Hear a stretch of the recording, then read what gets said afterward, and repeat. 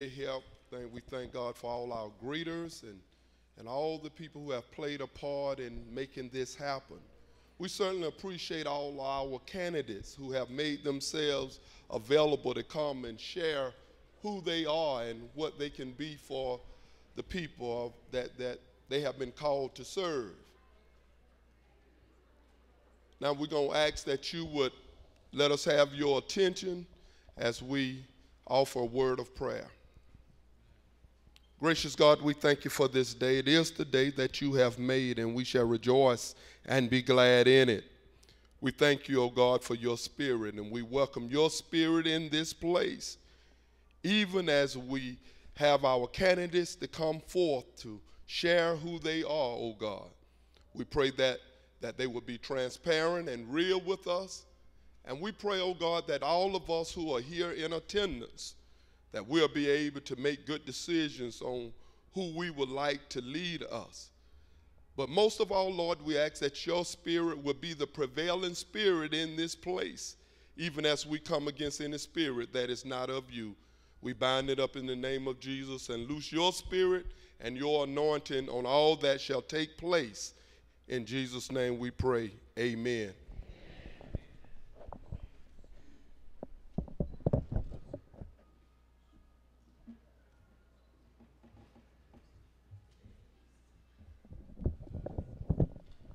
Good evening. My name is Elizabeth McNamara, and I am with the League of Women Voters. For anyone who's not familiar with the League, we were founded nearly 100 years ago by the women who fought so hard to get voting rights for women. We were founded in the belief in the power of women to create a more perfect democracy, and our mission is to empower voters and defend democracy. Our vision, of course, is that everyone in this county, in our state, in our country, has the right, the desire, the knowledge, and the confidence to participate. And of course, as voters, the principal way that we participate is on Election Day by making our choice for who will best represent us at all levels of government. And so the League, which never supports, has never in nearly 100 years ever supported or opposed any candidate or party, presents forums like this or co-sponsors forums like this in order to bring candidates and voters together so that you can make the best choice for yourself and for your community. And we're very, very proud to be here this evening. And thank everyone for coming out. This is an important election, and we hope everybody will participate. My job is to introduce the moderator. Our moderator tonight is Tia Mitchell. She is the Atlanta Journal-Constitution's DeKalb County lead reporter. In this role, she focuses on politics and government, including the DeKalb County Board of Commissioners, CEO Michael Thurman, and the DeKalb County Legislative Delegation. She is a native of Louisville, Kentucky. She earned a bachelor's degree in journalism from Florida A.M.E. University. Prior to joining the AJC in November, she was an award-winning journalist and columnist at papers in Florida like the Tampa Bay Times and the Florida Times-Union in Jacksonville.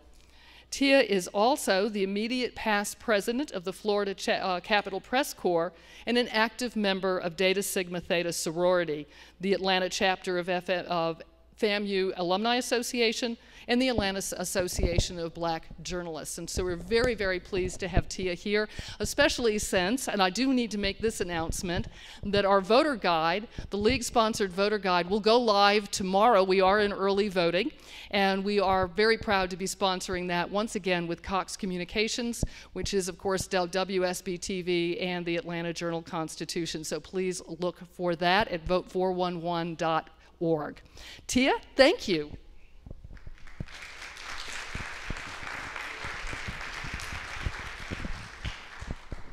Good evening, everyone.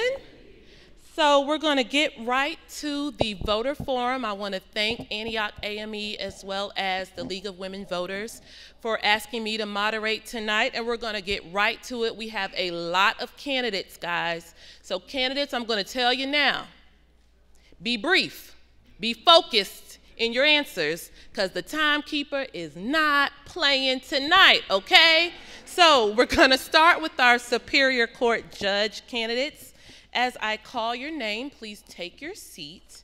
I wanna first say that incumbent Judge Courtney Johnson is not gonna be able to be here today. She is attending a training out of state. She sends her regrets. So that is why you don't see her tonight, but her opponent, Jeanette Hopewell, am I pronouncing your first name correctly? Great. Come on up, Ms. Hopewell, Attorney Hopewell. And then we're also going to call up the candidates for Judge Corsi, who is retiring. So there are a lot of candidates for his seat. We have Gina Bernard, Kirby Clements Jr., Letitia Deere Jackson, Nicholas Smith, Roderick Bridges, and Tunde Akinyele has another event, so if he comes, he may be coming a little late. Now, while they're taking their seats, guys, we're going to do a little bit of housekeeping. First, for the audience, we're going to ask that you silence your cell phones. Go ahead and check your cell phones. Don't be the one that starts playing apple-bottom jeans right when it gets good. Okay, we're asking that you remain quiet, so we're no clapping, no cheering, and until they say the closing statements. We're going to give you, you're going to let it out at the end of the closing statements, okay?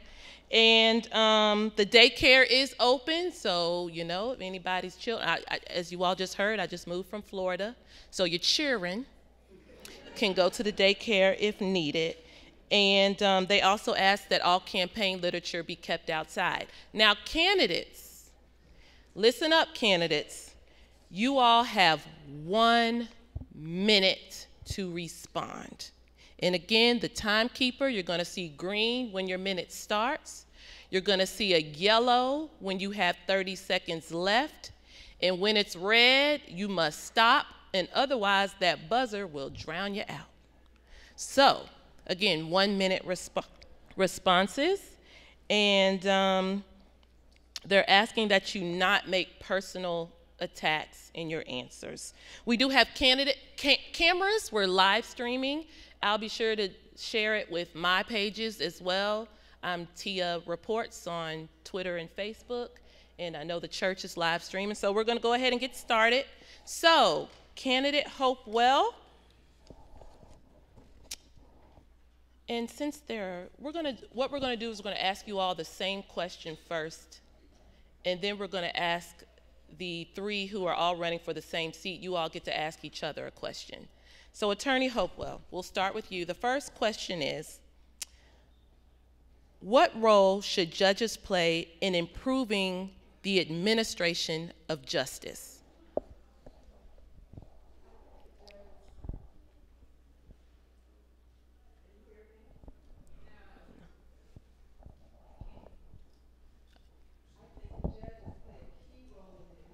Of justice.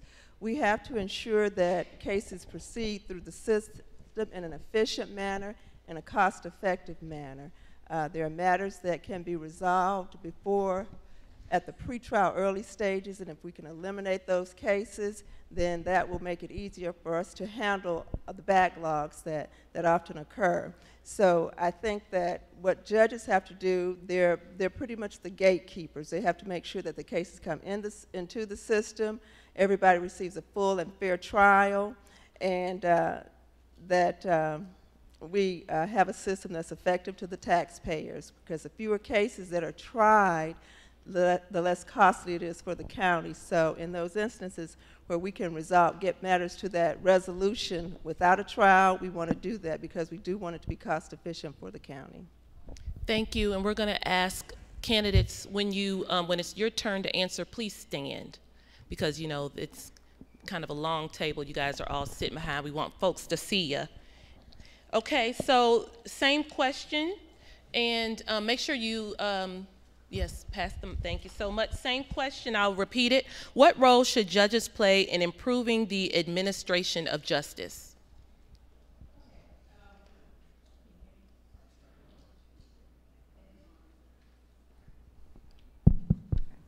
All right, so I think what I would do to help with the efficiency of case management is when cases come into court for arraignment, I would have case orders where everybody would know what the next court date is going to be for your motions hearing, when you have to file your motions by, when you have to, when your next pretrial calendar is going to be, your case status calendar, as well as your trial weeks.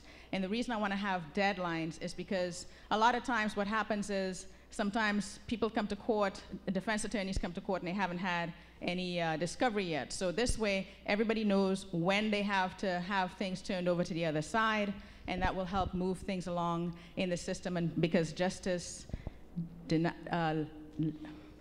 late is justice denied, or delayed is justice denied. So that's one of the things that I would do. And on the civil side, just make sure that the orders, I'm on top of the orders, making sure that I get my orders out in a timely fashion for everybody else. I'm going to switch up the question for the last two. Your question is, do you believe the composition of juries adequately and fairly reflects society at large? If not, what can we do to change this? The question is, do you think that the juries adequately reflect society as a large, and if not, what I would do to change it? I do believe that the juries adequately reflect our jury population or our communities. As a lawyer, a trial lawyer, as well as a judge, I have the opportunity to not only participate in voir dire, but on both sides. I do think that there are ways that we can also increase the diversity, and that's by ensuring that people are registered to vote.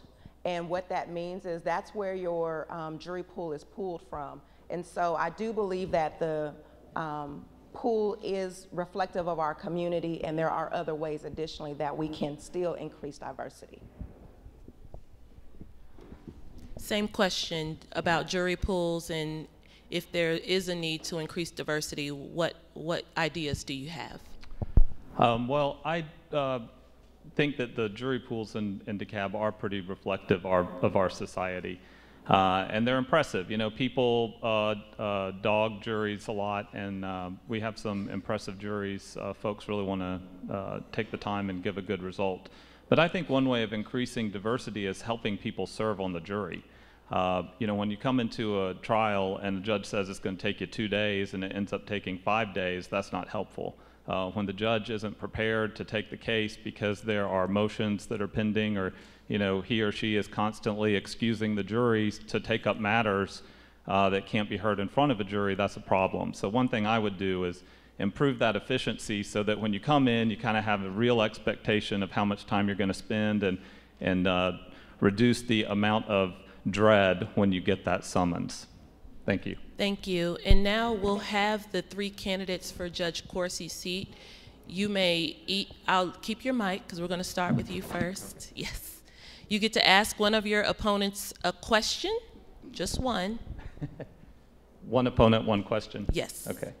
So, yes. Oh, yes, I was going to say that. Everyone can't see your cards, so when you get up and speak, please say your name. okay. Good evening, everyone. My name is Nicholas Smith. I'm one of the candidates for Judge Coursey's seat, and my question is for Judge Letitia Deere-Jackson.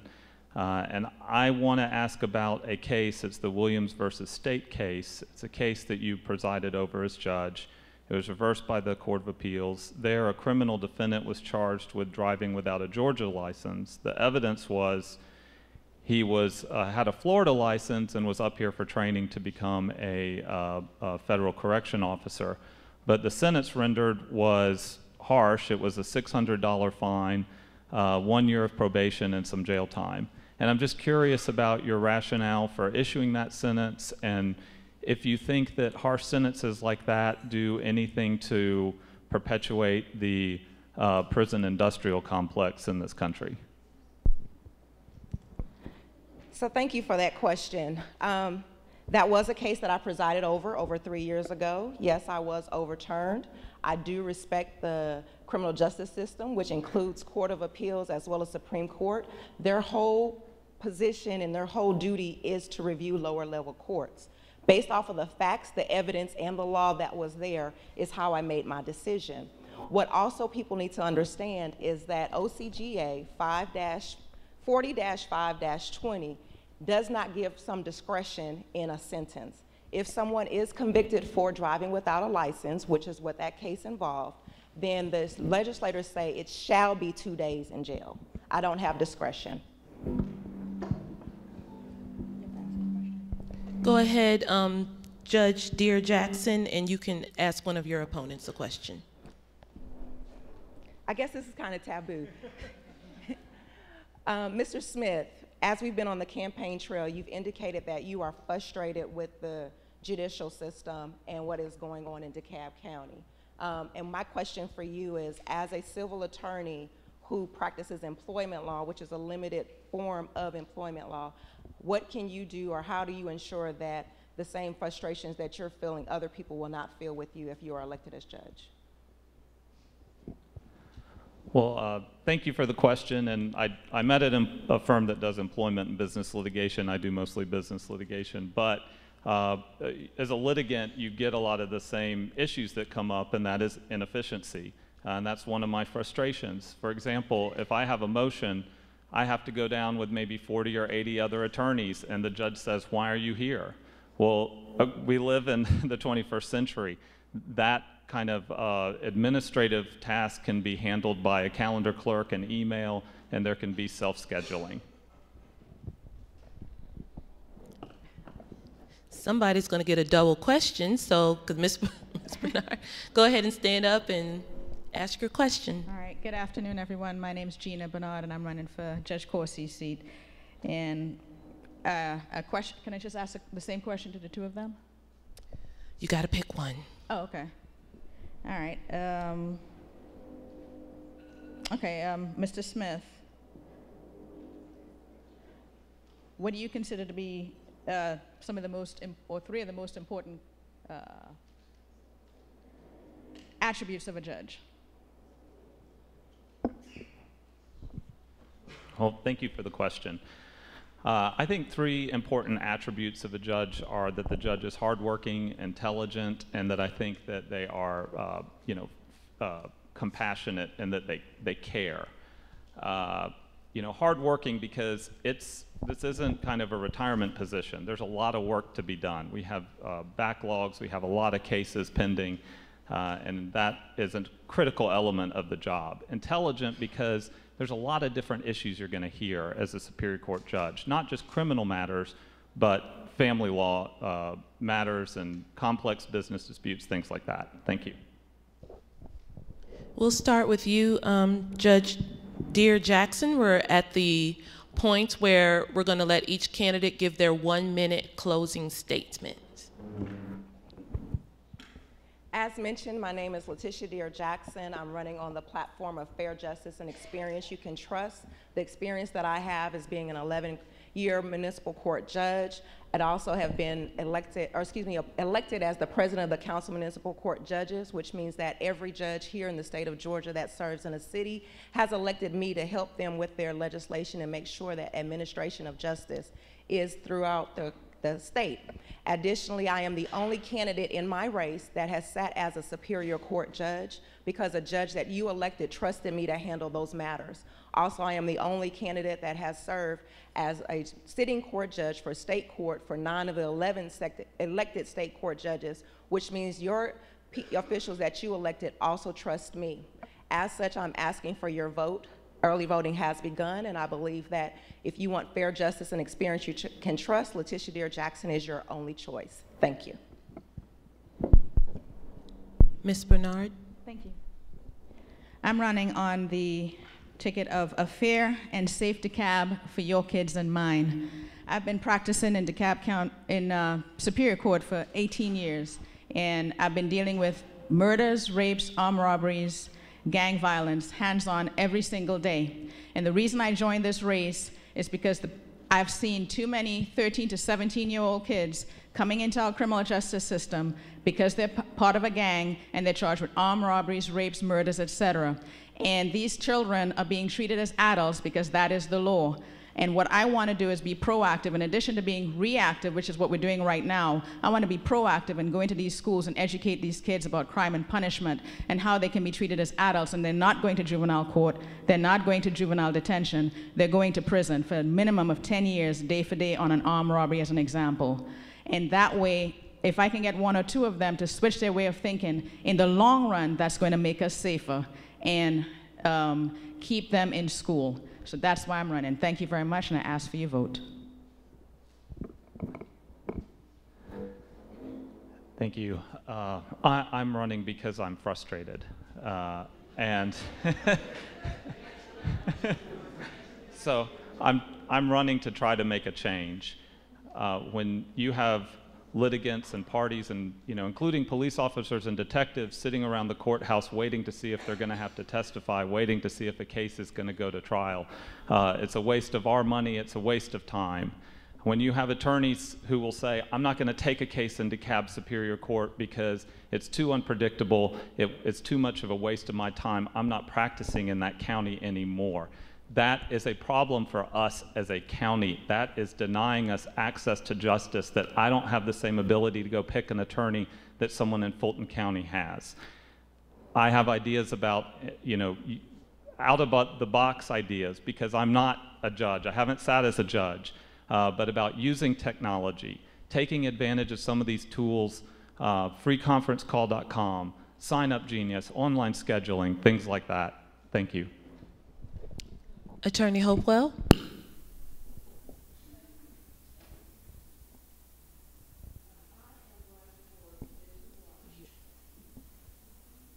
Hello, can you hear me? Yes.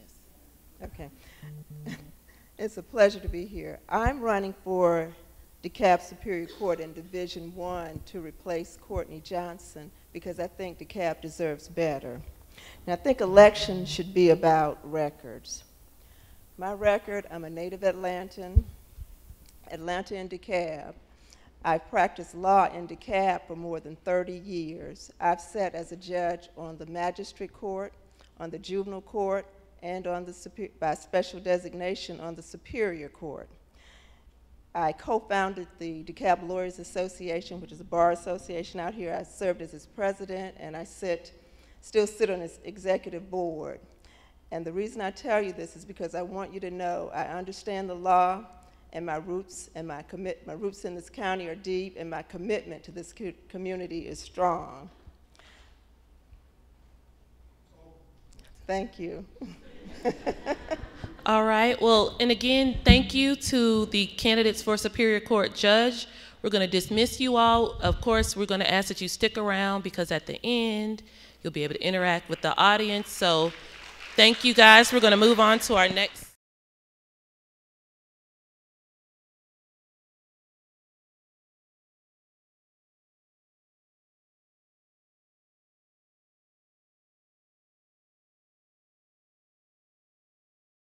And for District 6, we have Lance Hammonds and Dijon Twin DaCosta. And while they're coming up, one of the things I'm going to do while we're in transition for the audience to keep you guys entertained, you don't want me to sing, I promise. But we're going to talk about some of the straw poll questions that are on the Democratic Party ballot. These questions, if you're a Republican or not registered with either party, you won't see these questions. But if you are a registered Democrat, on your ballot are 4 straw poll questions. So the first question you'll see says, should the sale and distribution of bump stocks be prohibited in the state of Georgia? And as you guys may know, bump stocks are those, it's like a contraption you can add to a gun to make it act as if it's an automatic gun. So you can fire more bullets in rapid succession as opposed to having to pull the trigger every time. Bump stocks have been used in some of the more recent mass shootings, particularly the one in Las Vegas. So again, these are non-binding straw poll questions you will see on the ballot if you're a registered Democrat. Again, the first one is about banning bump stocks in the state of Georgia. Now that we're here, I see we have 3 of the 4 candidates. So we'll start with our candidates. I'm going to ask you all 2 questions, I think, since get my time, watching my time. All right, first question, and don't forget to say your name. What is the appropriate relationship between members of the school board and the superintendent? And I'll let you start.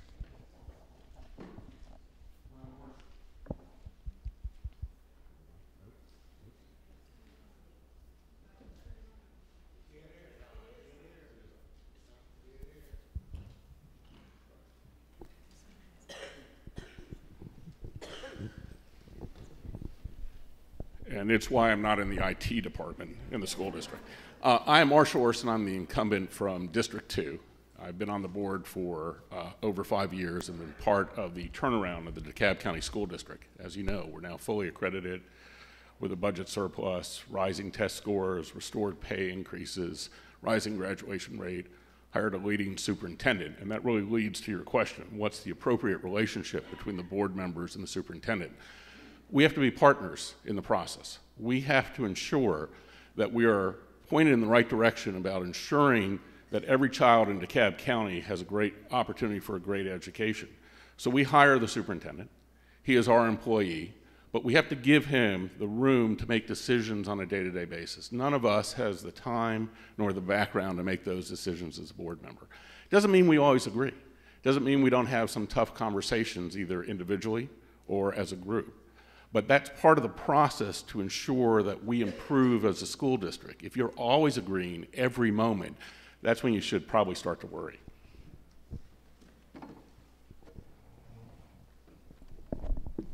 Same question, and make sure you introduce yourself.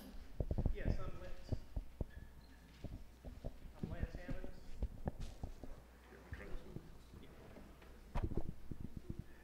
Good evening, I'm Lance Hammonds, and I'm running for Board of Education District number 6, and the question is the appropriate relationship.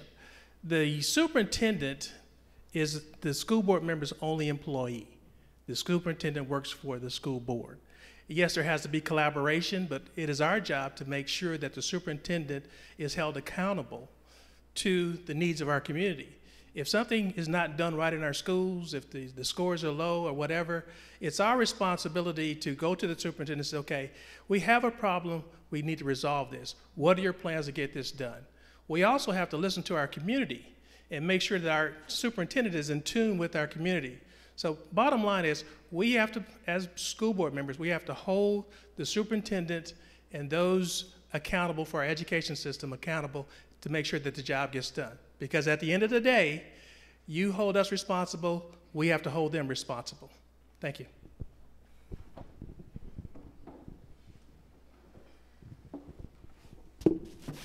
Tight fit. How's everybody doing? Good. Well, I'm Dijon DaCosta, and I am running for the DeKalb County School District Board of Education, number 6. And with the superintendent, can you repeat the question? Absolutely, I can. What is the appropriate relationship between members of the school board and the superintendent? Great.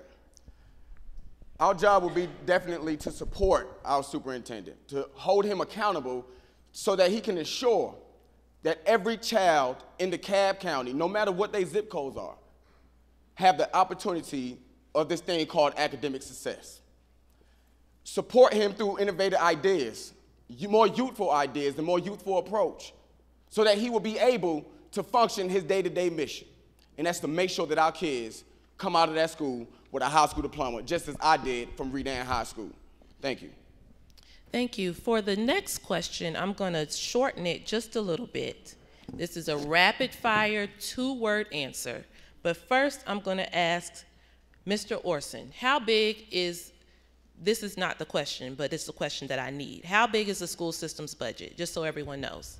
If you include from all sources, right, because that's a little tricky, state, local, and federal, it's about $1.2 billion. About $1.2 billion. And how much just in the local taxpayer dollars? About 55% of that is from local dollars. About so 55%. It's actually a little bit higher now. It's probably about. It's about 650. 800. Yes. Okay. No. Actually, let me back that down. That's it's about fine. That's $500. good enough. So, Good enough. All right. In this question, we know you've already helped manage the school system budget. For Mr.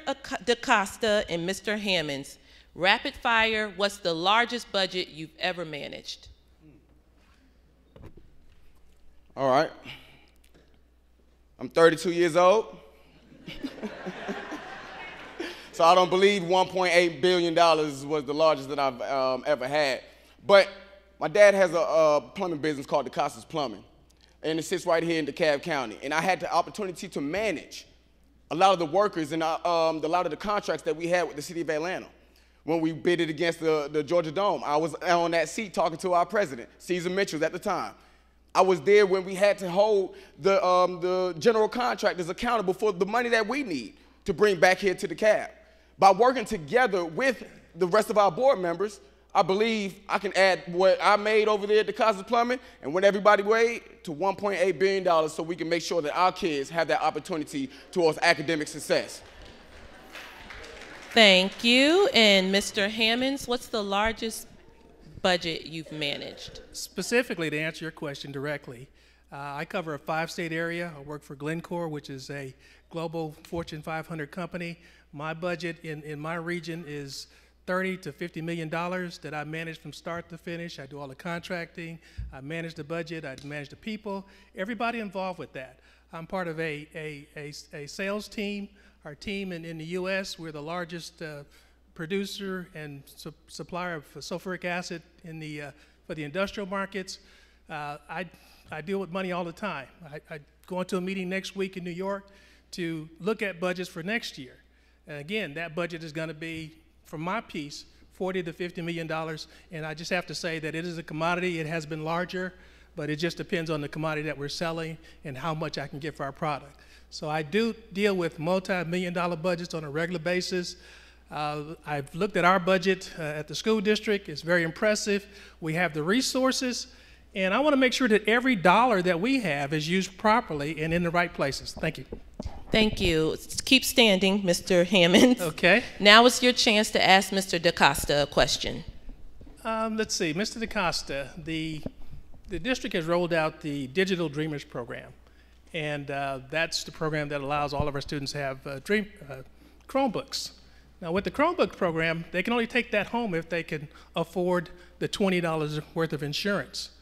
Now, my question to you is that a lot of students are classified as homeless based on the McKinney-Vento Act. How would you address those children that may not be able to afford the $20? Well, to answer your question, it's sad, honestly. But that's when we have to go out to Sprint, Verizon, and our partners to reach out with them, to hold them accountable, to make sure that our children can have access. Because if we trying to make sure that every child has this capability and access to this thing called success, then I think our partners should understand that. So when they gave us the Chromebooks, they should understand that everybody is not fortunate enough, because I wasn't fortunate to have that. Thank you. Oh, thank you. Keep standing, Mr. DaCosta. Now you can ask Mr. Hammonds a question. Well, I first want to say thank you. I seriously do. Thank you. Anyone that fights for our children is a champion in my heart. But my question is, as a board member, what would be your relationship between the homes, the community, and the schools? One of my platforms, Stan, is to connect the school board, the community, parents, and everybody that's involved with our program. With the DeKalb NAACP, I chair the education committee. We have instituted and put in place a community school volunteer program. We actively go out and we get volunteers to go into our schools and help the students in our schools. That program is going to grow in the county. We're in the process of helping the district improve that policy, and it's been shown that community involvement with our schools can result in incremental increases in achievement. Thank you. Now we'll start with closing statements, and we're going to let Mr. Orson go first. Every candidate gets 1 minute closing. Well, thank you. Thank you for hosting this forum, and thank you all for coming. As a 30-year resident of DeKalb County, I've been committed to the public education system in DeKalb. I have 2 kids in the schools, one of whom's going to graduate in about 3 weeks. I'm a big believer in public education, and I've spent my whole life supporting it. My fellow board members believe that I am committed to every child in DeKalb County, and it's why they elected me vice chair, because they know in every corner of this county I will fight for our children. I've also been the leader fighting against those who want to undercut public education in DeKalb. The city of Atlanta, that's taking $2.5 million of our money through the A.M.E annexation, I've been the leader in that fight. I'm fighting those who want to divert money to private schools through vouchers, because we have to invest in our children, and we cannot allow that mission to be undercut. I hope I can get your support to be reelected to the DeKalb School Board. We've made great progress, and I'm running again so we can finish this job over the next 4 years. Thank you very much. Mr. Hammonds. Thank you. It's a pleasure to be here. I'm running for DeKalb Board of Education because I believe in our community. I believe that the key to a prosperous community are academically superior schools with achievement outcomes that rival the best school systems in the nation. That's what I want to see us do here in DeKalb County. We have the budget, we have the resources, we can do this with everybody's help. I want to do this by 3 things. We have to attract and retain the best teachers and staff. That's bus drivers, custodial workers, and everybody who comes in contact with our children. Also, I want to make sure that we connect to community. Community involvement with our schools is important. You take it for granted that we have it, it's not there, we're going to do better. I need your help. I need you to vote for me, Lance Hammonds, for DeKalb Board of Education District 6. You can go to my website to get more information, votelancehammonds.com. But together, we can make DeKalb the system of choice for quality schools. I need your help. Thank you.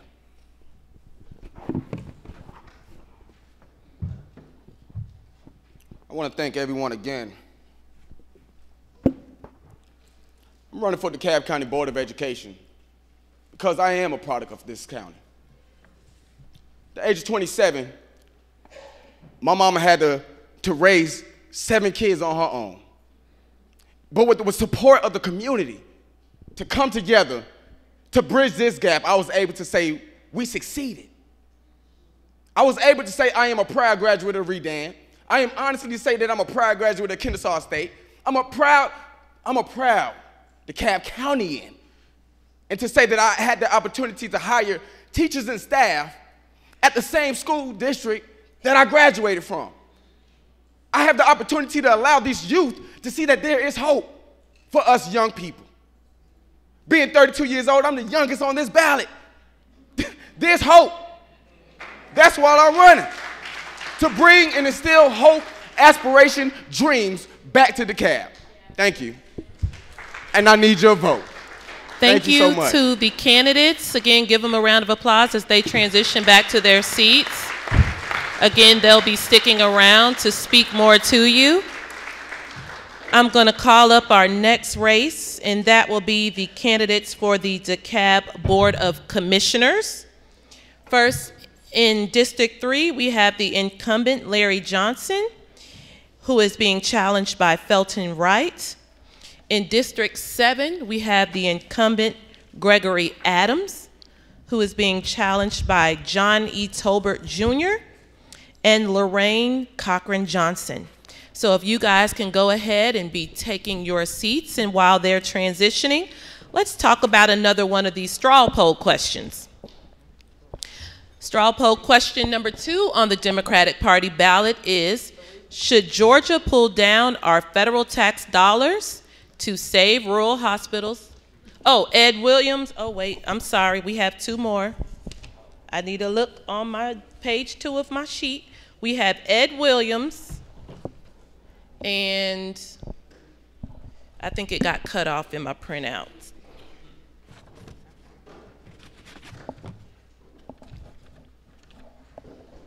Somebody send me a mulligan. Who's my other candidate that's not on my printout? Wait, here it is. I'm sorry, I have it right here. Give me 1 second.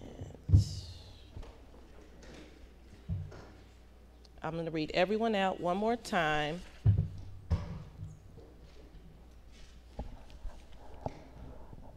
We have Gregory Adams, Lorraine Cochran Johnson, Johnny Tolbert Jr., Ed Williams. And then for District 3, Larry Johnson and Felton Wright. Did I get it right this time? Okay.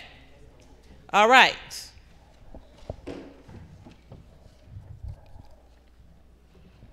Okay, guys, let's start. We have Mr. Williams on the end here, so we'll start with you, Mr. Williams.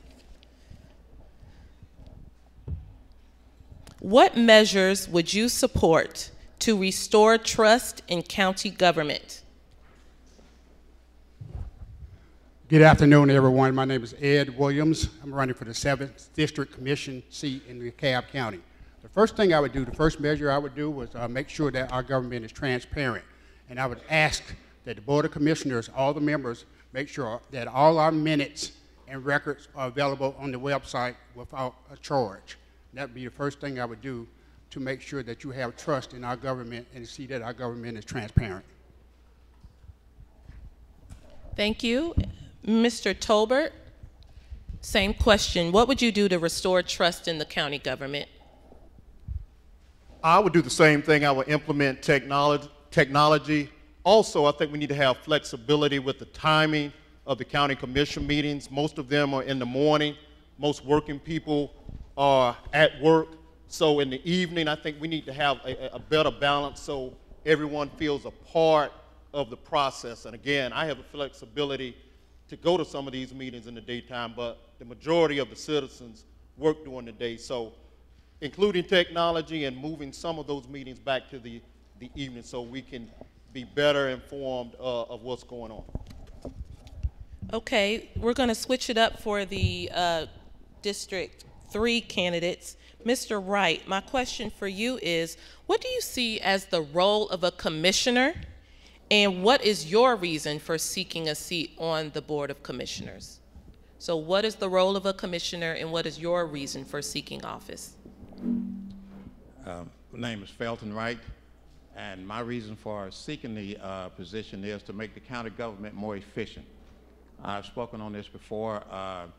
The different departments, as a lot of people know, is inefficient. Sanitation, roads and drainage, we need to make them more accountable and make them do their job a lot better. A lot of times we do not, when we make calls, I just talked to somebody last night, when we call the government, we don't get an answer, or they never call us back. And that is one thing that's really made me frustrated with the government, and one of the main reasons that I want to run. Thank you.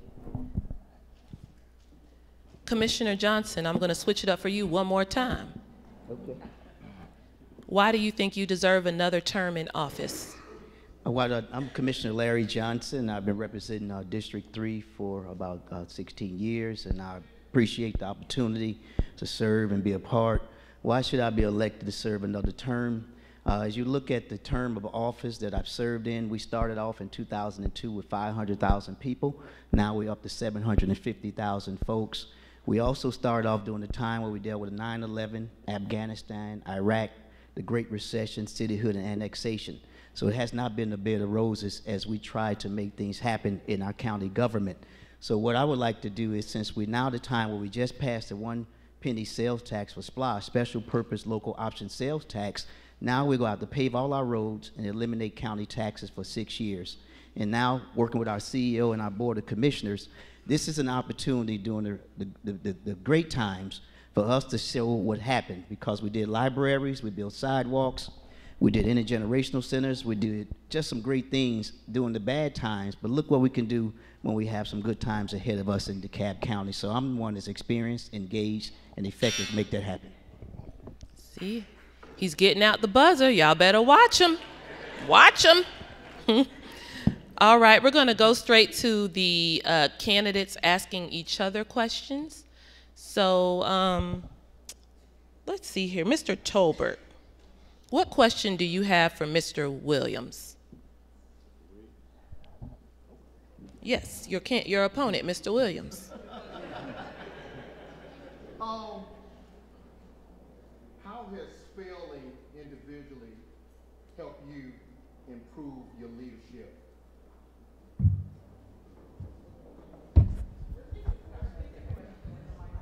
How has failing helped you improve on your leadership? Well, John, that's an interesting question. I can't say that I can remember a particular instance recently that I have failed.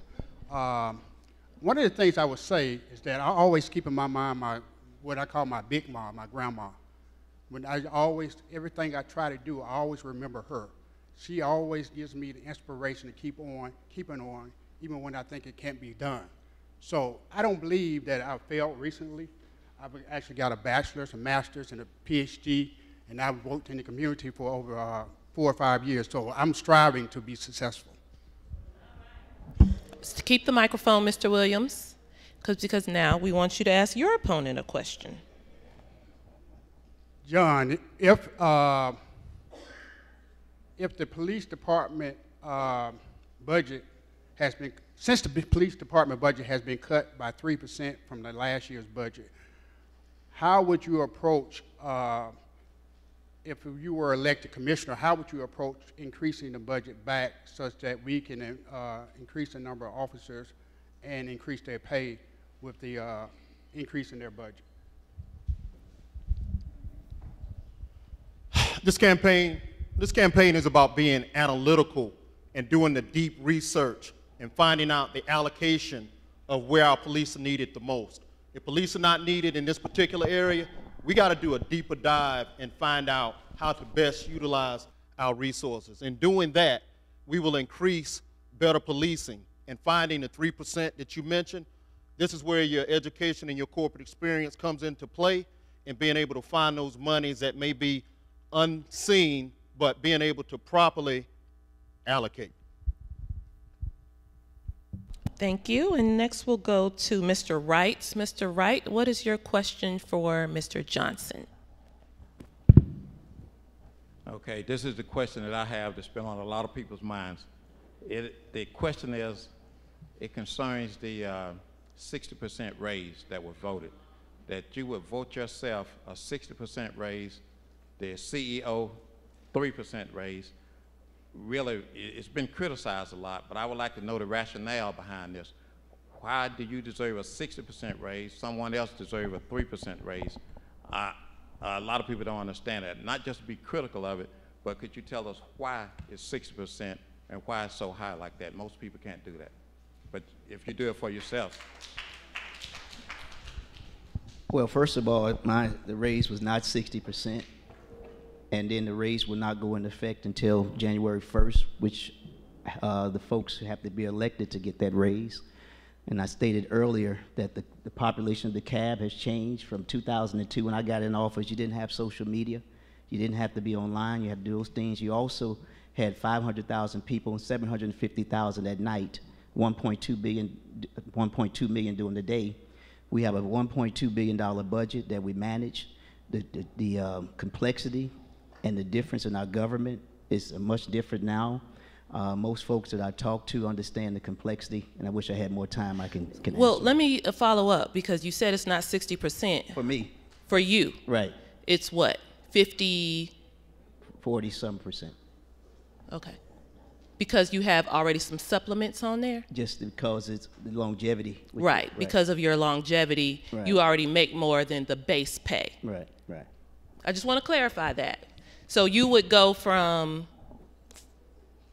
I just want to clarify. If it wasn't I'm in the news business. If it wasn't the evening time, I can calculate this stuff in my head. But it was basically the raise in terms of what we did is just, I just want to make sure the percentage are right, that everybody did not, it wasn't at that Everybody doesn't get 60 because you have longevity Right. from the, already has received some raises over the years. Right. Understood. Got it.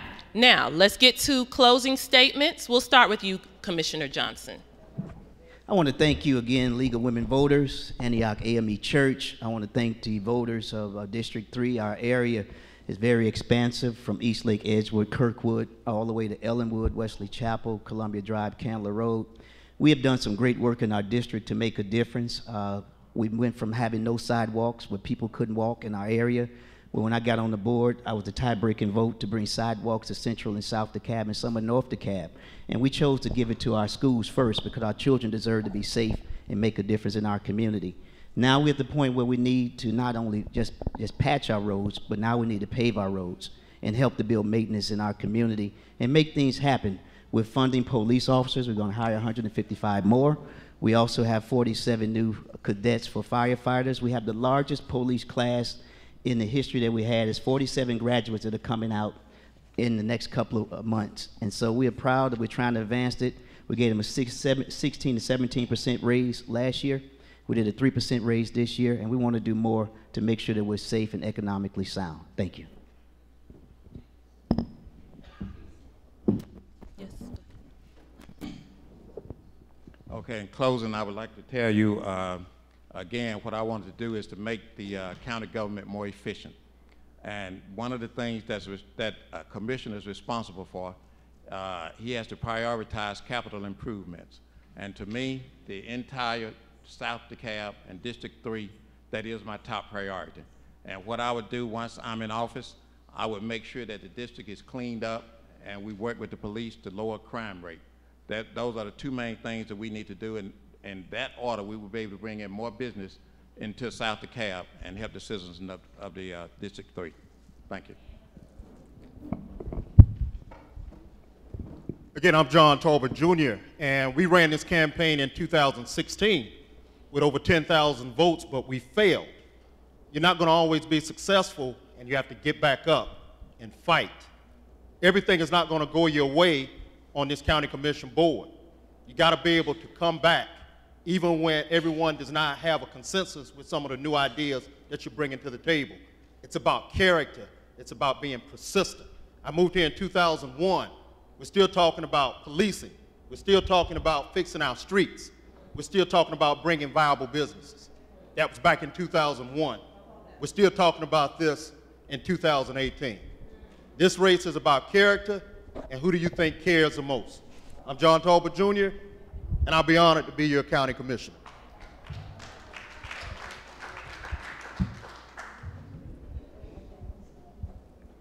Good evening.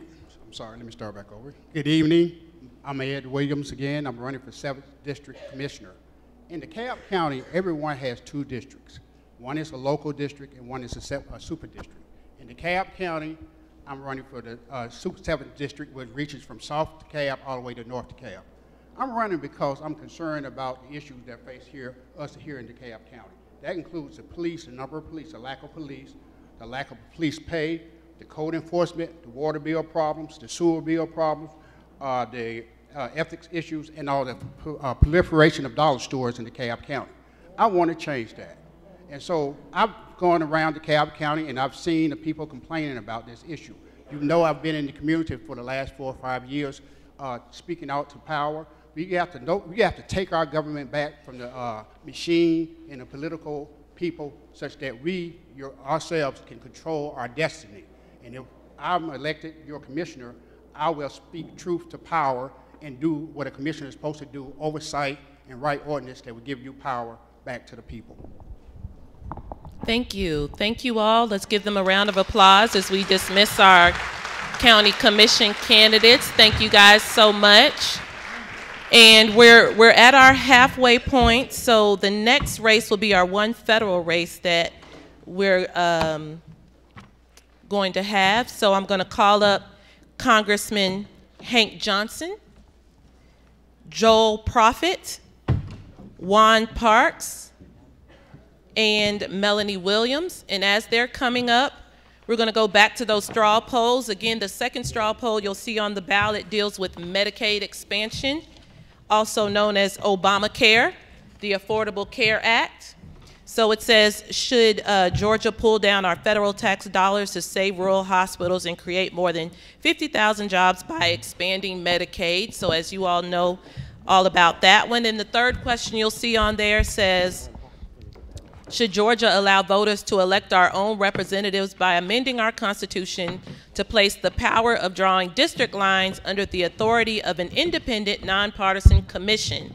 So again, that third straw poll question is about creating an independent commission to draw the boundary lines when it comes to redistricting as opposed to the General Assembly, which I can only imagine gets pretty political. So again, so we have our candidates. We have two. So let's get right to it. We'll start with you, Congressman Johnson.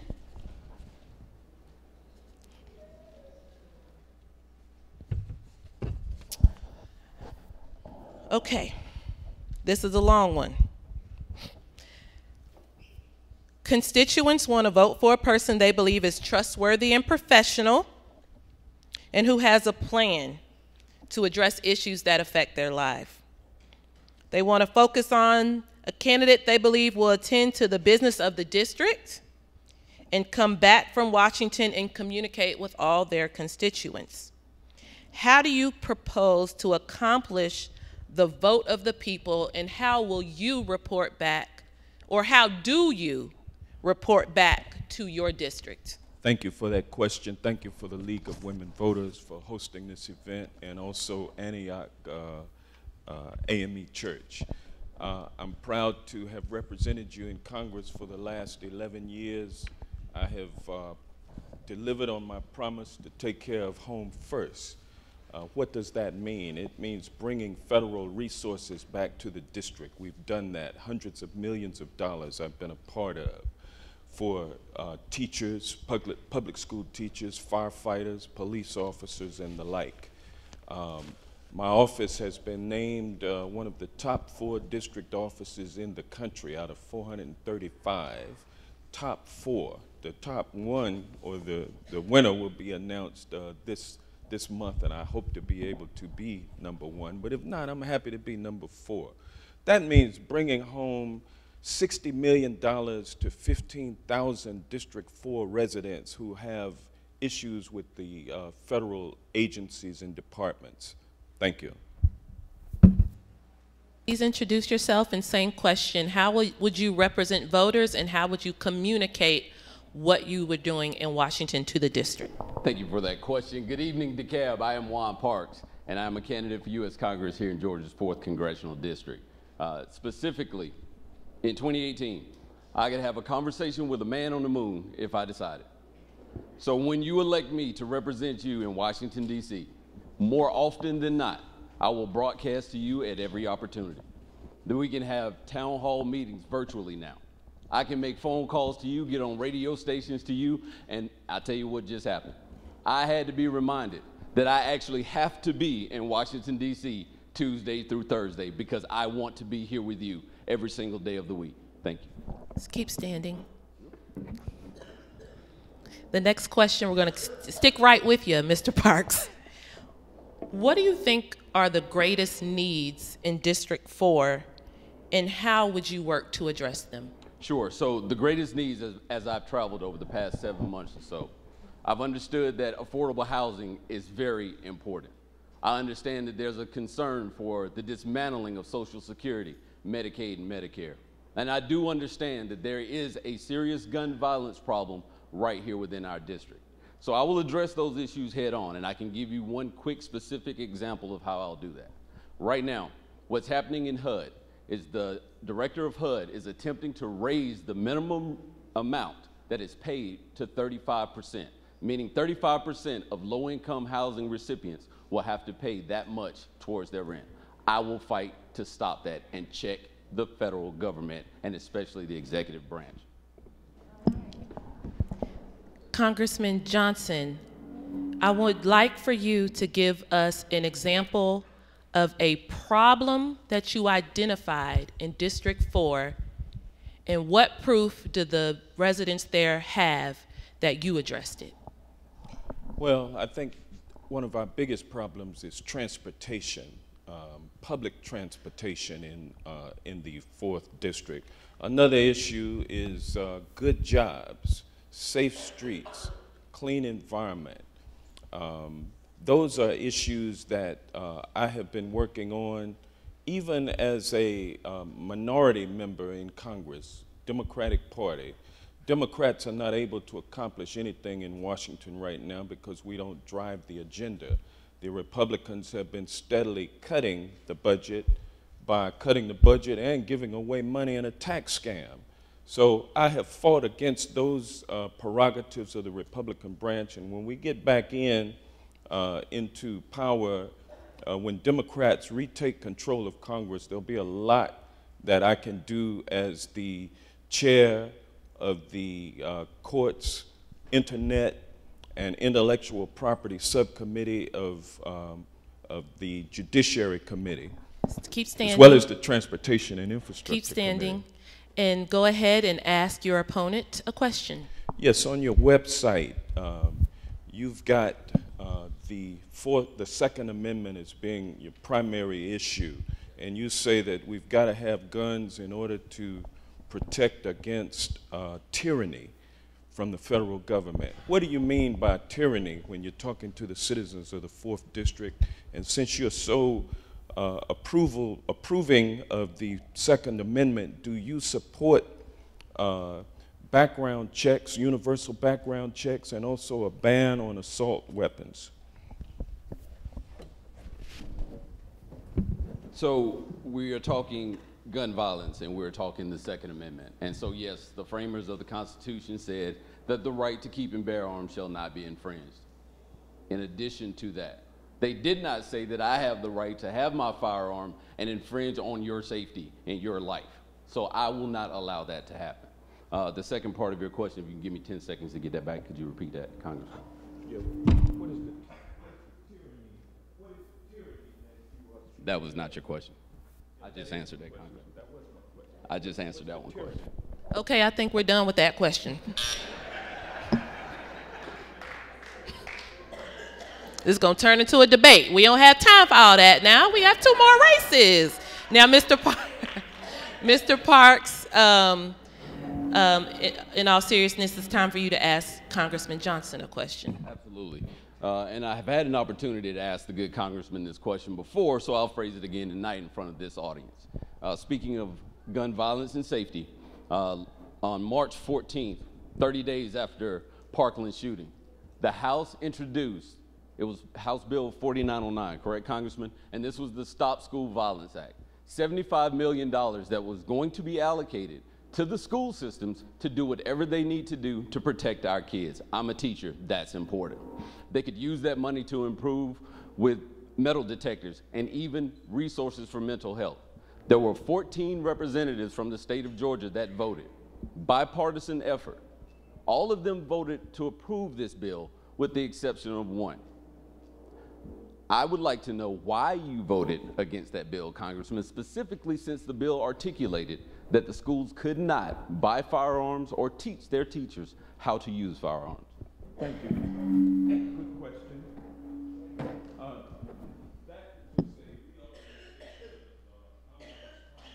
Make sure your mic is on.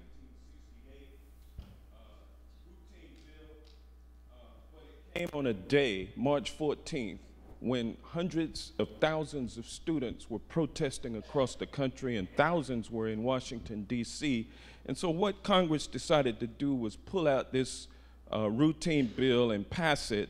But in that bill, there was a section in there about anonymous tips and setting up a program for anonymous tipsters.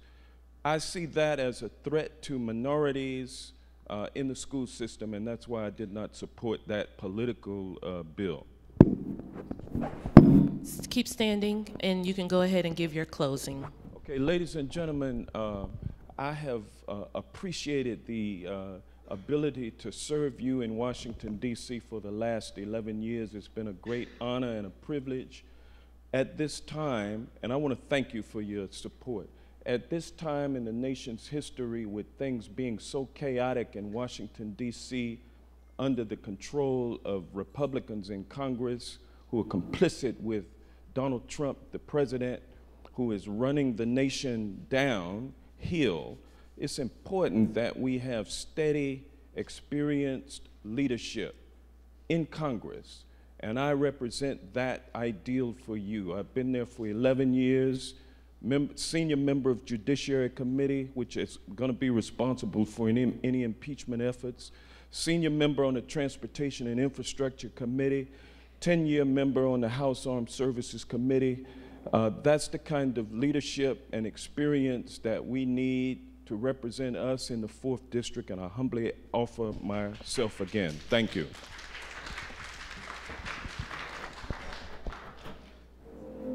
As a United States Marine for the past 20 years, my responsibility of leadership has been measured across the globe, from protecting our nuclear assets down on the Georgia coast to combat operations in Afghanistan, to the classrooms right here in the 4th Congressional District. I have served you. I am asking you to use me as your vessel. Let me empower you in your voice. Speak through me, 4th District, because I am the only candidate on the ballot that is qualified and measured through leadership. I am Juan Parks. I ask for your vote for United States Congress. Thank you. Thank you to both of our candidates. We appreciate you guys coming. And we're going to transition. We got a lot of candidates coming up next for the state house races. So I'm going to call you up. And well, before we call them up, do we have any candidates for other offices? We're going to end with House and Senate. But if you're running for any other offices, if you can stand, and we're going to ask that you speak really loudly and introduce yourselves. Statewide offices only, statewide. Okay, we'll start in the back and just really loudly just introduce yourself in your office.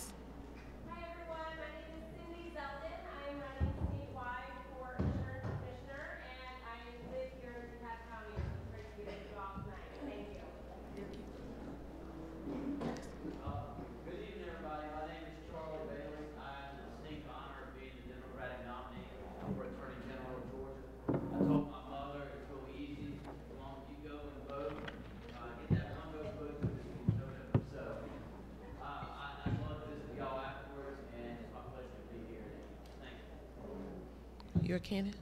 Yes, my name is Shauna, and I'm representing Janice Laws. And somebody said it couldn't be done, but people at Chuckle replied that maybe it couldn't, but he won, wouldn't say so, so he tried. So we are asking for your vote support for this young lady who is running for the state of Georgia Insurance Commissioner. Anybody in the state can vote for her. She's going to be fighting for you in these auto rates. I'm sure you all know what I mean. She's going to be looking to expand Medicaid in this state, and she's going to be fighting for you and your family. We ask for your vote for Janice Laws, spelled like Janice, on May 22nd for State of Georgia Insurance Commissioner. Thank you. Good evening. I'm running for the Georgia Court of Appeals statewide. I'm former president of the State Bar of Georgia, 45,000 lawyers and judges. I wrote a book that's been cited by the Georgia Supreme Court Authority. I've served on the Criminal Justice Reform Council and have 40 years of experience. Okay. I'm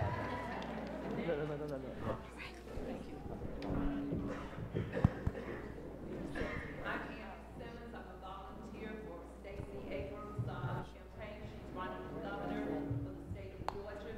And I just request that everyone here consider voting for Stacey Abrams. She is, I'm sorry, I'm not Yvonne. Statewide office.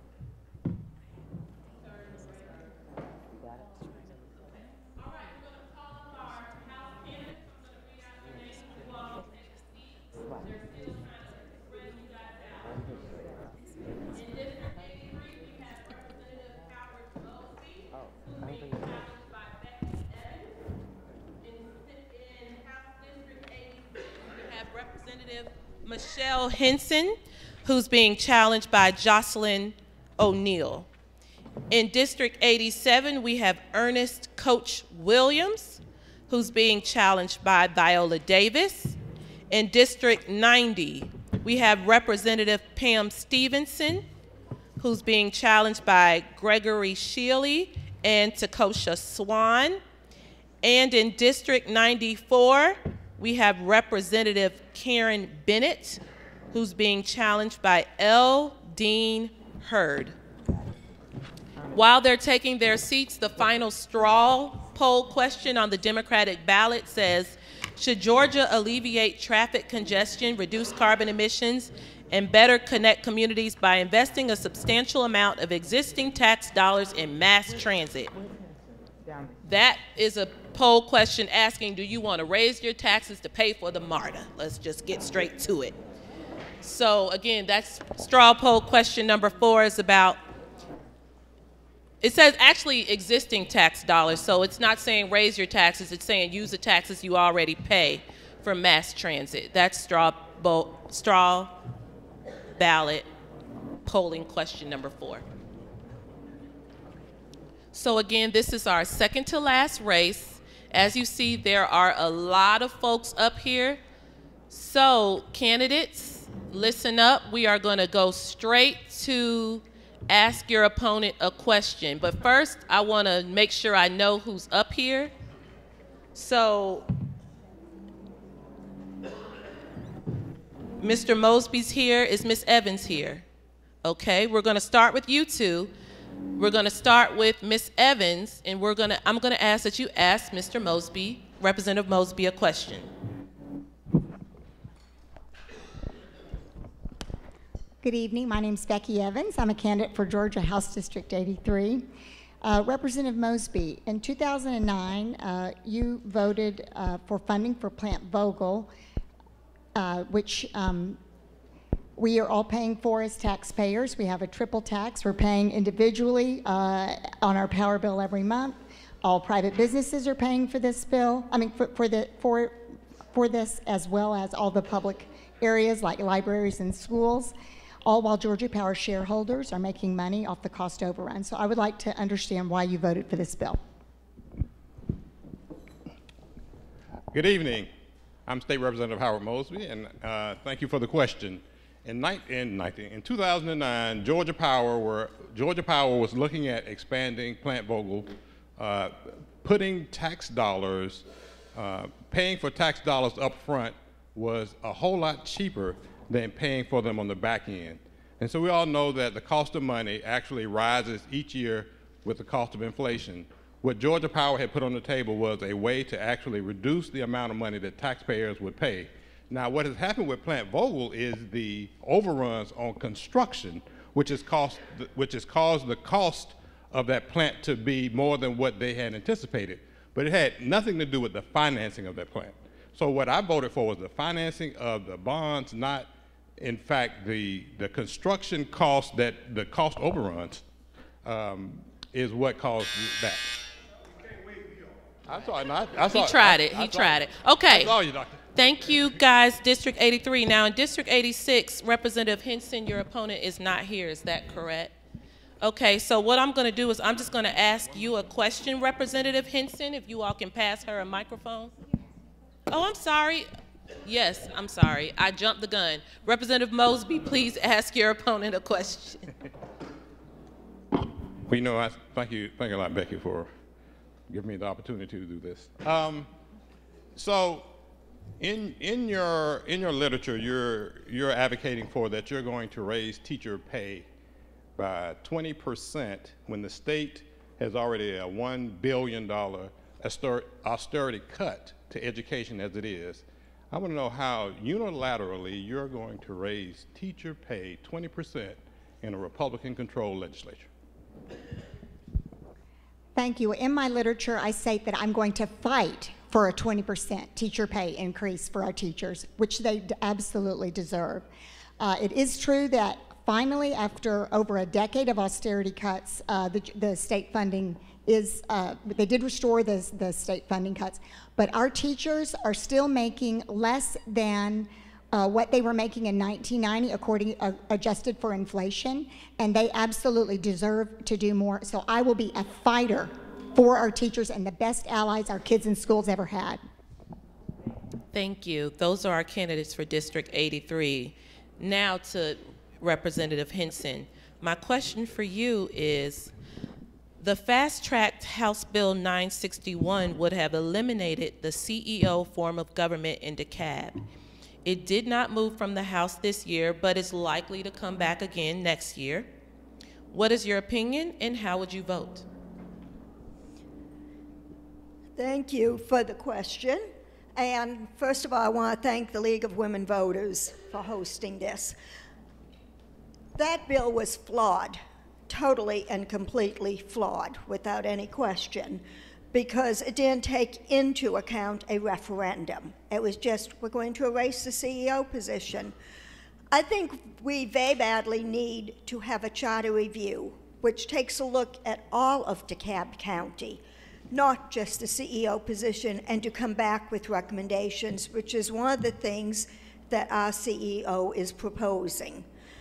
At that point, I could make a comment on whether I would vote to keep or not keep the CEO position. But at the present time, if that bill had come on the floor, was it 631? 961. 961, I'm sorry, I would have voted against that bill. Thank you. That was District 86. Now in District 87, I know Coach Williams is not here. Is Ms. Davis here? Hi, Ms. Davis, how are you? The question I have for you is, I'll ask you the same question.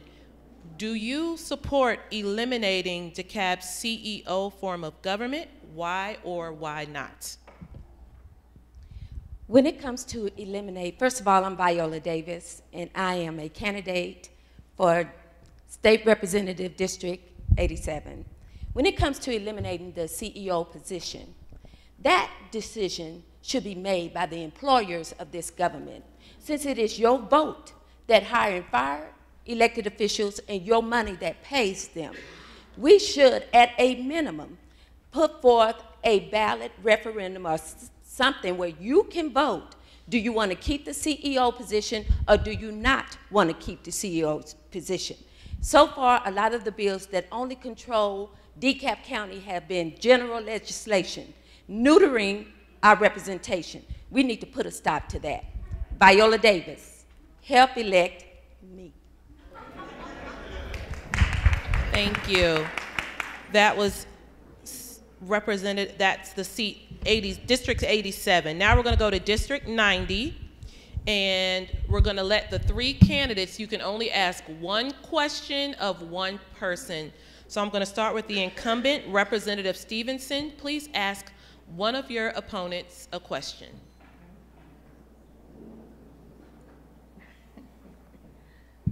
Good evening, everyone. First of all, I'm going to take time to thank people for rising up to give of themselves to run for office. The questions that I'm going to have, and I need to only ask one person, right? Yes. Okay. So then I'm going to ask, what would be your major priority and how would you achieve that priority in your first year if you were to win? And that's Mr. Shealy. Thank you, Ms. Stevenson. My name is Greg Shealy. I'm running for State Representative of District 90. My platform is business, education, and community. I know she asked for one major thing, but I have a three-pronged approach. One is supporting the business leaders in the business community in our area, so making sure that we funnel resources to our community so we can see that our community flourish. The other issue is education, is supporting our education. As a former educator, we need to see that our educators' issues are championed. Oh. Thank you. You can keep standing and ask another candidate, and I'm going to ask that you ask, just to make sure it goes round robin, will you ask Ms. Swan a question? And then Ms. Swan will ask Representative Stevenson a question. See how I worked that out? You can get with Ms. Swan and maybe y'all can, you know, work together on that last question. Okay, Ms. Swan, over your career, what is the biggest achievement that you have accomplished? Good evening. I am Takosha Swan, running for House District 90. Many achievements. One that I would like to mention is my service in the regular Army and the Georgia Army National Guard. I served in Kuwait and Iraq in 2003 during the war. I was there. And I did it to serve my country, and that is a huge achievement. Okay, he told me to be quiet. Now, Ms. Swan, walk on over there to Mr. Shealy and see if you want to ask his question. Now, if you don't, you can ask your own. But I want to at least see you might want to ask his question. Oh, ask his question? I don't know. I'm asking. You know, talk to him real quick, real quick. Come on, come on. I think I want to ask my question. Oh, okay, okay, all right. I tried. Go ahead, girl. Ask it at the next forum, Mr. Shealy. We don't have time. Okay. I wish I could ask too, but in being in a church setting, I think I asked this one in reference to the religious freedom bill. I believe it was in 2016. And the bill basically highlighted religious officials having the right to exercise their free right into who they would like to marry. And Representative Stevenson voted against them having that right. And I wanted to know why. Why did you vote against them, religious officials having the right to say, I want to marry this couple? No, I don't want to marry that couple. Thank you for that question. It was in judiciary, and I did vote no. Before I voted no, I made sure that that piece of legislation was actually tabled because it went to discrimination. It wasn't just about having what we call religious freedom. It was about then picking on other individuals, and it was just simply an error. It was not what we would call religious rights, and the governor vetoed it after it was then passed. So that is my time up, and I will then We're going to go to on. closing statements now. 1 minute each. We're going to start with Representative Henson. Oh, wait, didn't I? What? I skipped? Oh, I'm sorry, y'all. It's a lot of y'all up here. Representative Bennett, your opponent is not here, so I do have a question for you. And it is, can you tell your constituents in District 94 what is the proudest accomplishment that you've made since being in office? Thank you for the question, Ms. Mitchell. Thank you to Antioch A.M.E. Church, and thank you to the League of Women Voters. The proudest accomplishment that I've made actually was this past legislative session when I was only one of 12 Democrats to pass legislation this year, 12 Democrats out of 60. The proudest moment that I had was being able to get $1.2 million into the budget this year for children with special needs in the Department of Public Health. And then last year, I got $1.2 million in the budget for children with special needs with Medicaid. Thank you. And you can just keep standing, and go ahead and give your 1 minute closing statement. Thank you so much. 6 years ago, promises made, promises kept. I promised my constituents that I would be there for them in the area of health care, education, public and school safety, and I've done exactly that. I've been there with affordable health care. I've sponsored numerous health care forums. I've signed up hundreds of DeKalb County members into the Obamacare Affordable Care. I participated and voted favorably to get the austerity cuts restored into our DeKalb County school system in the amount of $9 million. I voted favorably for tax cuts for all of our constituents, all of our citizens, and that promises made, promises kept, check the record. Thank you. Thank you. Now, Representative Henson, if you can give your closing statement. Representative Henson. Henson. That's what you call following a preacher. Good evening, and thank you to League of Women Voters in Antioch, and thank you for moderating this. I have been representing this general area for 28 years, And during that time, I'm proud of my record down at the legislature. I've done a lot of work on health care to ensure that women, children, and families have access, have their issues covered. I've been involved in economic development, helping DeKalb work with it, bringing jobs to the state, bringing jobs into DeKalb.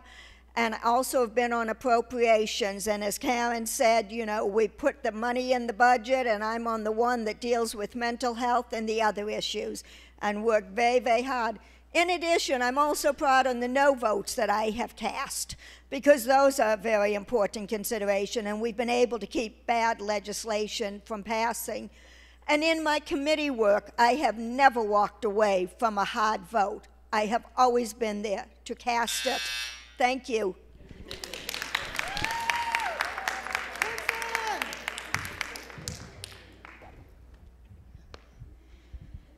Since 2006, DeKalb County has had over $100 million pulled out of its school system to help finance school systems throughout the state. Since over 30 years, we have paid for mortar, yet it has, for some reason, not made it down to Stonecrest. Yet everybody else is in line to get heavy rail. They want to give us buses. We go through the winters with our kids freezing to death, through the summers with them roasting. I am saying to you, as a soldier and a veteran, I serve my country. As a critical care nurse, I serve my patients. As a community activist, I serve my God. I want to serve you. We have a lot of problems that need to be solved, and they date back over 10 years. Hire me to be your new employee.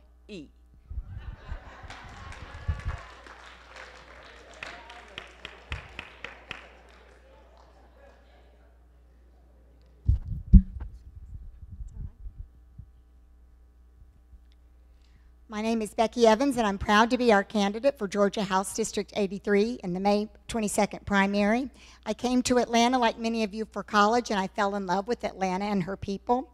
My husband David and I have been 25-year DeKalb County homeowners, and I'm an 18-year volunteer with DeKalb Public Schools, and I'm a nonprofit founder of the Druid Hills Athletic Association. I had the honor of being a local issues aide at the Capitol for the past 3 years, so I know how things work down there. But more than any of that, I am a reformer and a fighter. I think we've had too much preservation of political power and too many complacent politicians sitting in office unchallenged. So Representative Mosby has served for 16 years, and I have decided that I'm going to challenge him. So as our next state representative, I'm going to be an active, engaged, fighting voice fighting for all the things and the changes that we want. Expanded public access to transit, stronger education. Becky Evans, thank you. Yeah. Good evening. Again, I am State Representative Howard Mosby, and thank you for coming out. I am chairman of the DeKalb's House delegation, where we have 16 members, consistently elected a leader of leaders over this time period. The fight continues. We have to look at doing something about our elections process. The fact that we don't have a paper ballot in our system that we can verify voting is something that we continue to need to work on. We need to do something about our cash bail system. And so it is time to keep experienced leadership in place. It is time to ensure that you have a leader of leaders, a person that's going to advocate for our community. I'm a native Atlantan. I was born and raised here. I have been in Atlanta for the last 50-something years, and I live in our community. I shop at South DeKalb Mall. I go to Rose's, Dee Dee's. I know what our community needs, and I want to be your representative.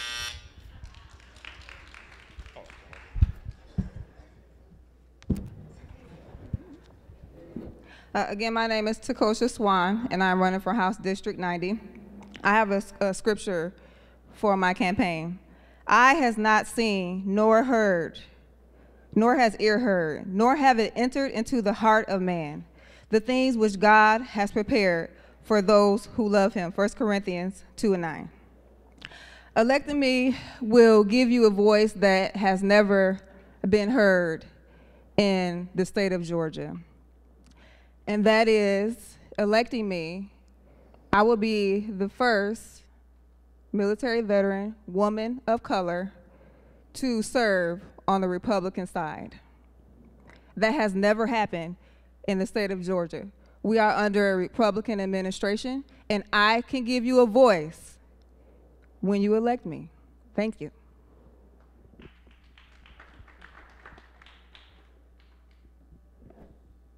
Thank you. I ran for office to be not my voice, but the voice of the people.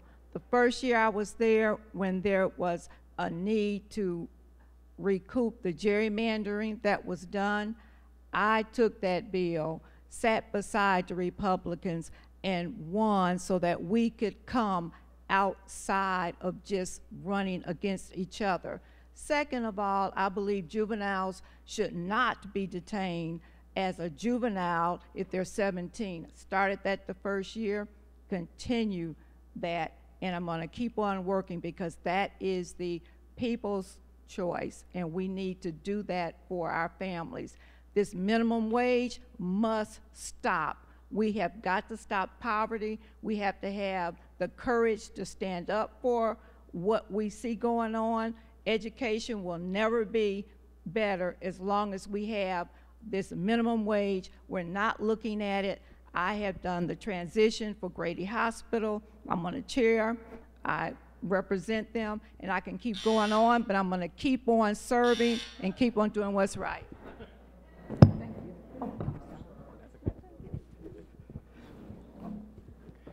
you. Good evening. My name is Greg Shilley. I'm running for state representative at District 90.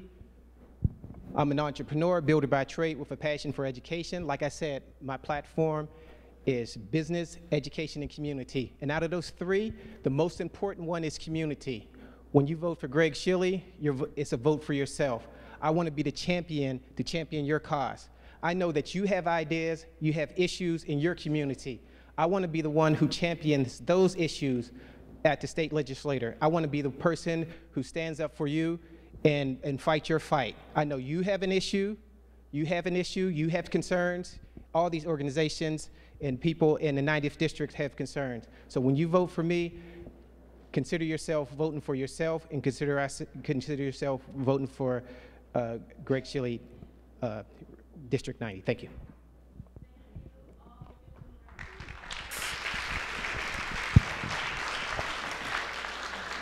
And last but not least, we're going to bring our Senate candidates up. But before we do, I do see Representative Darshun Kendrick.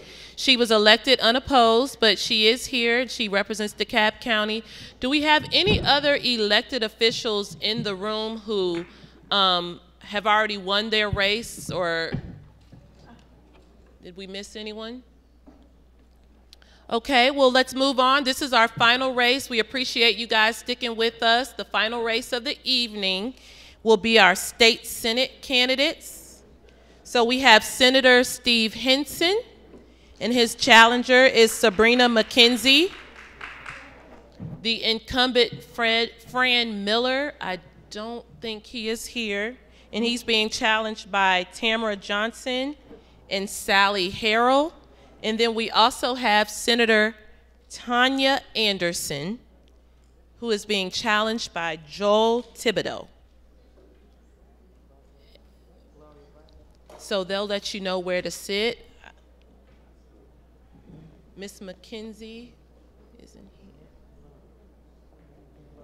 So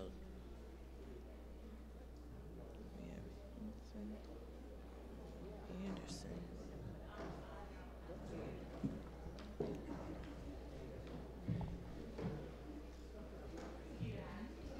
So while we're getting them situated, does everyone know that you can go online, look up your early voting places, which are already open this week and next week? Early voting is underway ahead of Election Day, which is May 22nd.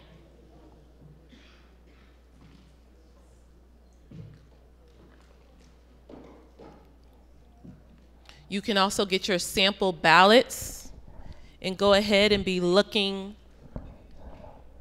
at the candidates in the races as well as those straw poll questions.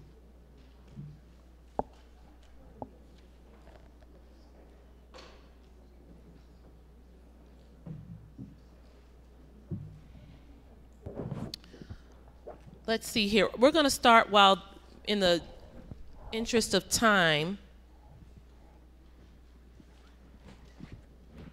if you can pass a microphone. Oh, I see one. Senator Henson, your opponent is not here. Is that correct? That Ms. appears correct. McKenzie? Okay. So I'm going to give a question to you.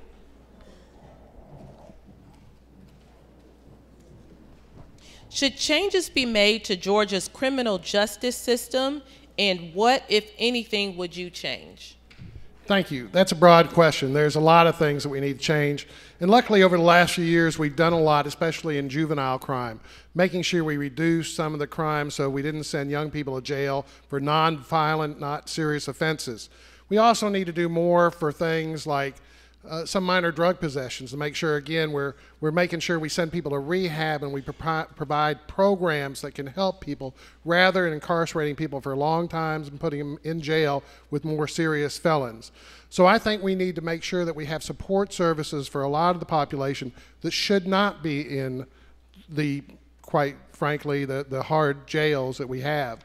In fact, there's a lot of people in our prison system in mental health that really have mental health problems. So the biggest reform we can do on our judicial system and legal reform is making sure we have the system in place for those with mental illness, because we could keep actually not hundreds but thousands of people out of prison and get them to a more improved life and save us money long term if we did that. Thank you. Thank you. Thank you. And I just want to make sure I didn't read everyone's name out because we do have 5 races. So we also have District 44, which is Gail Davenport, Senator Davenport, Sandra Daniels, and Keith Horton, as well as Senator Butler, who's being challenged by Annette Davis-Jackson. So all 5 races should be up here. Okay, just making sure. All right, we're going to move along. I see that Senator Anderson is not here. We don't have all of our. Okay. I can't see your cards. Mr. Thibodeau. So your Senator Anderson isn't here, though. Correct. So, Mr. Thibodeau, the question for you is, if elected, what bill will you introduce that will directly benefit the residents of your district? Good question. The first bill I would introduce would be a bill to clear up any of the confusion in the charter of the city of Stonecrest. However, that bill would be formulated by a charter commission made up by members of the community that will be appointed by the legislation, the city council, and the mayor. A bill was introduced, or actually 2 bills were introduced during this legislative session. One was HB 600, which eliminated the mayor's vote without giving him a veto, as well as placed term limits that would include the initial 2-year term from the start of the city.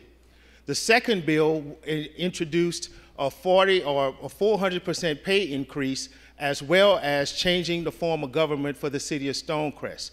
Neither one of those bills were presented or formulated by the citizens. I would formulate a bill that would be written by the citizens of the city of Stonecrest that reflected their desires. Thank you. Okay, now Senator Miller is not here. Is Ms. Johnson here? Is Ms. Harrell here? Okay.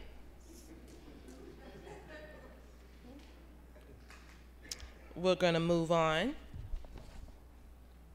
Senator Davenport. All righty. Senator Davenport, I'd like to ask incumbents this question. give us your biggest accomplishment since you've been in office? Well, I think there have been many, but one of the things that I've been able to accomplish has been to secure money for colleges in my district, especially Clayton State University, and that's to get billions of dollars there for Clayton State. And let me just say, too, that I am a fighter. I fight for the bills that are not in the best interest for the citizens of Georgia, and then I also fight and support the ones that are in the best interest. So I think one of the biggest things is that when I'm on these committees, that I help secure the funds for the students in our area.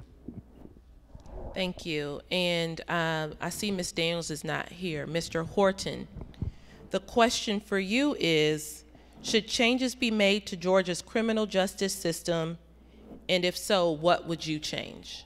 Well, my name is Keith Horton. I'm running for Senate District 44. The Governor Deal had several criminal justice reforms, one for juvenile and one for adult system, that have made a great impact on the on the incarcerated population. One of the things that is missing is on the CHINS cases, which we have children in need of services who are not necessarily going to juvenile justice, but who are being served in the community. In the metropolitan area, that is a huge issue because we do not have enough funding for those particular programs, and we need more funding for those particular programs for those youth who are CHINS kids. And so that would be one of the things that I would look at reforming in the juvenile justice system. Thank you. In our last race.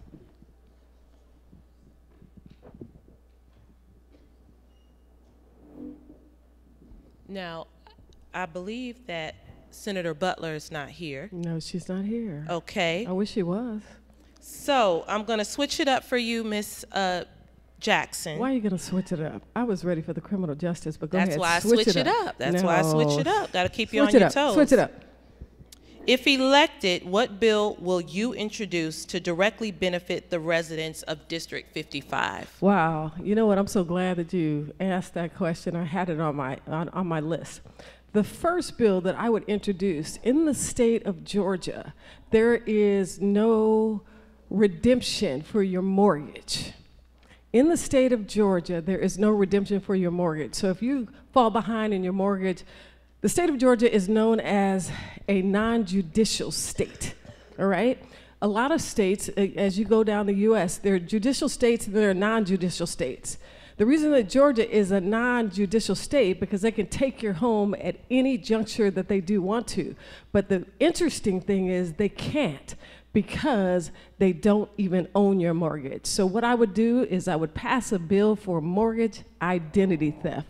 There are a lot of people that are taking your homes, and guess what? They don't even own them. The banks don't even own them. They're known as asset-backed certificates. They're in a securitization, and I want everybody to look it up. Securitization. Thank you. Since District 44 is the only one of our state Senate races with more than one candidate present today, I'm going to let them each ask each other a question. So I'm going to start with Senator Davenport. You can ask Mr. Horton a question and try to keep the question brief. Oh, okay, very good, thank you. I think, Mr. Horton, you sent a flyer or something to my home that said that we need to have new representation because the citizens of the 44th have not been represented. So can you explain that? On February 26th, I was at a forum that Senator Davenport was a guest speaker at. And the question came up about the jet fuel tax and that hit Clayton County so hard. There's still a resolution on that. And I asked Senator Davenport, why didn't you go to the governor? And she made the remark, if you will, remarks of, I don't go to the governor. And so one of the things that hit me really hard was the fact that I had a representative, my senator, who will not or won't go to the governor because you made that statement in that forum. Now we're going to let Mr. Horton. That was my question. That was my question. Yes, do you want to, well, he's going to ask, go ahead and ask the question. The question is, you made that statement about not going to see the governor, you won't go see the governor. You made a demonstrative act and said, I won't go see the governor. So the question is, will you go see the governor, or can you go see the governor to represent District 44? I can go to the governor. I've been to the governor to represent the citizens of 44th District. I think you would have a forum in the city of Jonesboro with the mayor who had invited me there, and they also said at that forum that I fight for the citizens of Clayton County and for the children of Clayton County with the fuel tax. The jet fuel tax. And of course, I went to the well in the House and talked about Delta Airlines and said that we needed to have that. The governor had already agreed that he was going to deal with the jet fuel tax, and Delta Airlines had agreed that they were going to do $18 million.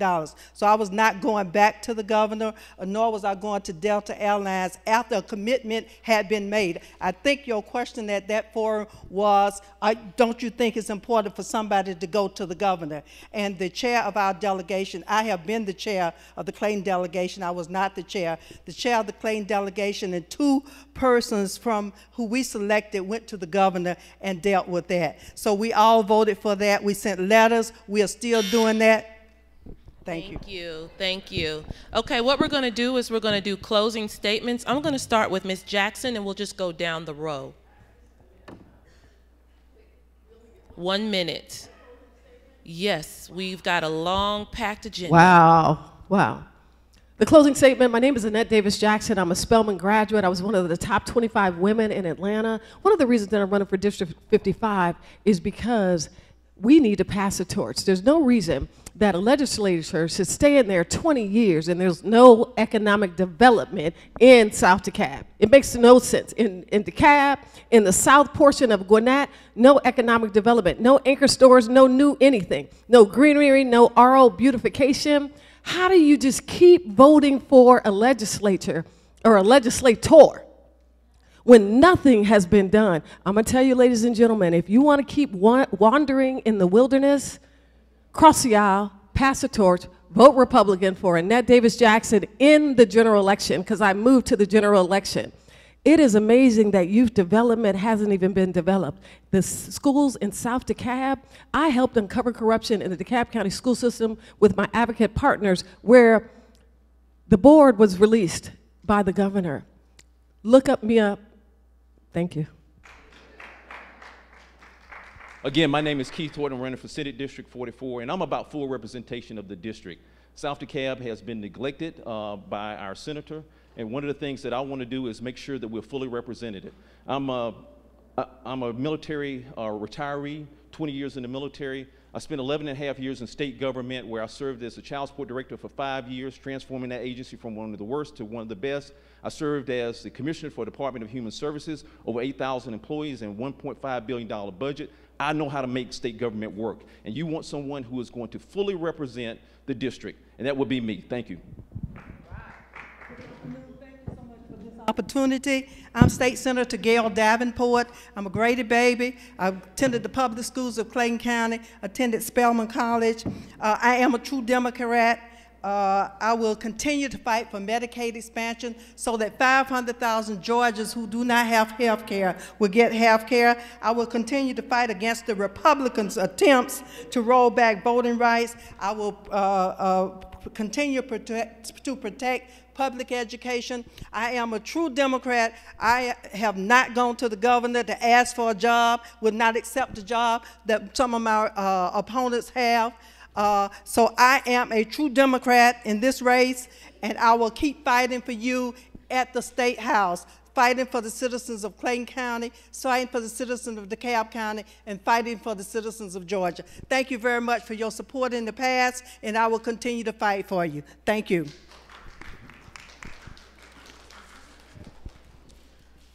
Thank you to the League of Women Voters for having this forum. Thank you, Ms. Mitchell, for being the moderator, and thank you, my Antioch A.M.E. family, for hosting this forum. I'm not going to go over my resume because it's kind of irrelevant right now. What's relevant is that I'm frustrated. I'm frustrated from showing up at forum after forum after forum, at meeting after meeting after meeting, and my opponent is not here to help us decide who to vote for. A senator is supposed to be a voice for the people that they elect. advocate for the people that they elect, a resource for the people that they elect. We see bills and laws show up that just jump on the people of the 43rd District, and they knew nothing about it because nobody ever informed them. My opponent has only filed one bill through her entire term as senator. One bill for each time that she was elected to the state house. Just because you're blue doesn't mean that you're true. Vote for me and send me to the state house on your behalf.